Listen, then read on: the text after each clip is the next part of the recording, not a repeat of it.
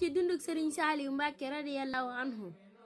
Serigne Salihou Mbacke mi ngi gane àdduna sa Njaareem ci guddik aljuma dëppoo ak fukki fan ak ñeent ci weeru tabaski ci atum 1333 dëppoo ak le 22 septembre 1915.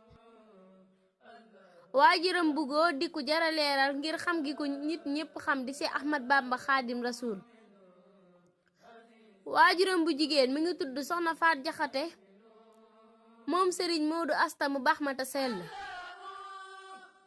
Serigne Touba bi Seex Salihou Mbacke gane àdduna daa bindoon ci aw këy tur wi di as-Saalih gi tekki aji baax aji yéwén, jox ko Serigne Mouhamadou Lamine Diop Dagana ne ko tudde ko ko.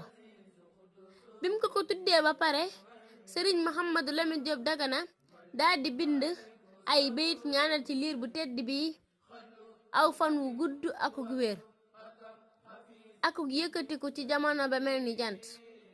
mu wax ca ni yal na la yàlla mii di aji des ci bàyyil ñu fi Salihou mii mu ñuy may te def ko mu jël turam wii di aji baax. yal na ko fi yàlla desal mu dib jant ci asamaani jamonoom bu ko defee muy leeral kanamam gu kersa gi. yal na ko fi yàlla desal muy kuy mottali jub gi fi yonent bi indi woon di ku barkeel di ku wér tey di ku am muur.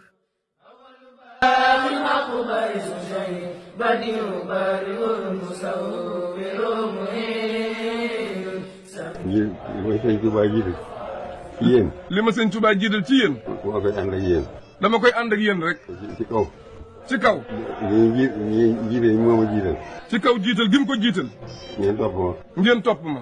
moo ñi ma leen di jeex rek. bu ma jiitoo. dama leen di jeex rek. di leen geesu rek.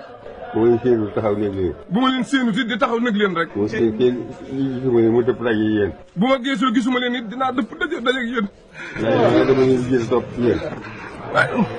kon bu ma dajee ma jot leen damay dëpp. bu ngeen dëppee damay topp ci yéen. waaye bu ngeen dëppee damay wàññi ko topp ci yéen rek. waaye duñ tàggoo. waaye duñ tàggoo mukk.